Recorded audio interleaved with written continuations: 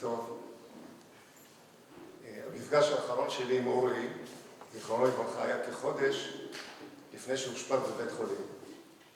השר לאזרחים ותיקים, אורי אורבך, הגיע לסיור בעיר רעננה, ובמסגרת הסיור ביקר בישיבת בני עקיבא רעננה, ואני משמש כמנהל התיכון. כשהצגתי את אורי לפני התלמידים, אמרתי להם שני דברים. דבר ראשון, כל פעם שמגיע אורח, אנחנו תמיד מכנים אותו ידידי ורעי, אבל אורי הוא באמת ידיד נפש, חבר אמיתי. דבר שני שאמרתי, השר אורי אורבך הוא ההוכחה שגם אדם טוב וצנוע בעל מידות טובות, ללא מרפקים, יכול להצליח בפוליטיקה ולהגיע לתפקיד חשוב כמו שר בממשלה בזכות כישרונותיו. אני הכרתי את אורי בלימודיי בישיבת ההסדר בקריית שמונה. למדנו באותו שיעור ושירתנו באותה פלוגה בשירות הסדיר ושירות המילואים. לאחר זמן קצר בשיעור א' גיליתי את אורי.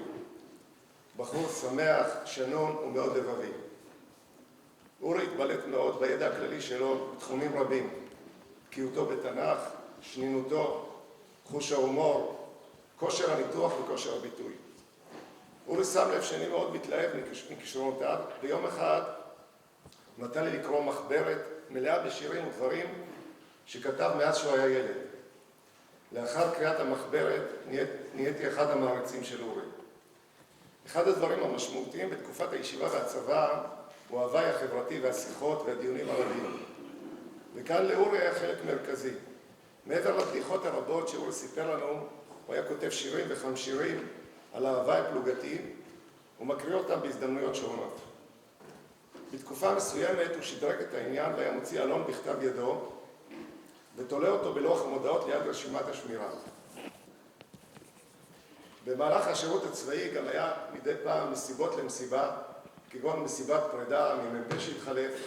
בכל אירוע כזה אורי הנחה את המסיבה עם המון קטעי קישור שנונים ומצחיקים והמון אלתורים שהפכו את האירוע למשהו מדהים. עכשיו ככה, אחרי הדברים הכלליים, אני רוצה ככה לשתף בכמה סיפורים קצרים. נתחיל ככה בסיפור לא נעים שקרה בתקופת הצבא. היינו בסיור, רכב סיור, נהג גרוזיני, מפקד לידו, מאחור אורי ואני. כדי להעביר 6 שעות סיור, אורי נכנס למוזה והתחיל לספר בדיחות. ביניהם בדיחות על עדות, בדיחות על פרסים, תימנים, ואז הוא הגיע לגרוזינים. אחרי 2 בדיחות על גרוזינים, הנהג הגרוזיני שהיה חסון וגבוה, עצר את הרכב בבלימת פתע. קם, הרים מוט ברזל, ובזעם רב הניף את המוט וצעק על אורי, אתה לא תצחק עליי. ואיים להכותו עם המוט. הנה אביעד נמצא פה, אביעד יזרעאלי, נכון? כן, אתה זוכר, אביעד. כן. אנו כמובן החזקנו אותו והרגענו אותו בטענה שאורי כלל לא התכוון לצחוק עליו. ברוך השם, הבדיחה העצובה הזו הסתיימה ללא פגע. אורי היה איש רוח, והשירות הצבאי בפלוגת טנקים שדרש מאמץ פיזי לא היה קל לאורי. אחד המפקדים אף אימן אותו בנשיאת אבנים כבדות. אבל בזכות חוש ההומור ושמחת החיים של אורי, הוא ידע להתמודד עם הקשיים ועמד בכל המשימות. אורי היה מאוד עממי.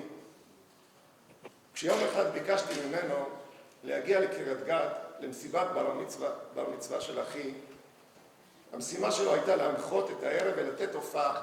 אורי היה גם מנחה של הפזמון סניף, כלומר ראיתי שהוא כבר, אמרתי לו בוא תנחה ותבדח קצת את הציבור בבר מצווה. הוא נענה מיד לבקשתי ועשה את זה בטוב טעם. ועד היום משפחתי מספרת בגאווה שאורי אורבך הופיע בבר המצווה של אחי. בסוף תקופת ההסדר, כשכל אחד פנה לדרכו, אמרתי לאורי, נו, מה אתה עושה עם כישרונותיך בהמשך החיים? אורי התלבט אם לעסוק בחינוך או בתחום אחר. אמרתי לאורי בהלצה, אני מוכן להיות האמרגן שלך, כי אני מאמין בכישרונות שלך. בסופו של דבר אורי ניווט את דרכו בהצלחה, כמה שנים עסק בחינוך בקטן, והיה מחנך כיתה ג' בבית ספר רמב"ם בקריית שמונה, בהצלחה רבה, ואחר כך בחינוך בגדול, וחינך את עם ישראל כולו דרך התקשורת ופעילותו הציבורית. לאורי היה לב רחב, ובתקופת הישיבה הוא פעל בהתנדבות בתוך הקהילה בקריית שמונה. הוא סייע למשפחה ברוכת ילדים שגרה בשכנות לישיבה, ופעל בסניף בני עקיבא וגם התנדב בבית ספר רמב"ם. במסגרת הפעילות בקהילה הוא הכיר תושבים מהעיר. יום אחד הוא ניגש אליי ואמר לי, יש בחורה ממשפחה טובה בקריית שמונה, ונראה לי שהיא ממש מתאימה לך. ואכן, הכרתי את הבחורה והתחתנו. התברר שגם בתחום זה הייתה לאורי טביעת עין טובה, ולפי מה שידוע לי הוא הצליח לשדך עוד כמה זוגות. 6. אוקיי? החתונה שלי התקיימה במהלך מלחמת שלום הגליל. אורי היה בלבנון, וכשבוע לפני החתונה ביום שישי פנה אליו אחד המפקדים ואמר לו, תשמע, יש מסוק שיוצא בעוד כמה דקות מאזור ביירות לתל אביב, במסגרת צבע היציאות, תורך אתה יכול לצאת לשבת במסוק. אורי חשב על ההזדמנות הראשונה בחייו לטוס במסוק ולהגיע תוך חצי שעה לתל אביב בחופשת שבת. אך אורי ויתר על התענוג ושמר את זכות היציאה לחופשה לשבוע לאחר מכן כדי להגיע לשמוח איתי בחתונה, וכיאה לשטחן ביקשתי ממנו להיות עד, אחד מעדי הקידושים. טביעת העין של אורי והצלחותיו בענייני שידוכים עבדה גם בבחירת אשתו מיכל. אישה מיוחדת במידותיה הטובות ובכישרונותיה. מיכל פועלת ללא לאות בשנתיים האחרונות להנצחתו של אורי, ואחת ההנצחות היא כיכר על שם אורי, שנמצאת ברחוב סמוך לביתי ברעננה. הכיכר נקראת כיכר מתקן החלומות על שם אורי אורבך ז"ל. נגעתי קצת בדמותו של אורי מנקודת מבט של חבר, קרוב, אוהב ומעריך. יהי זכרו ברוך.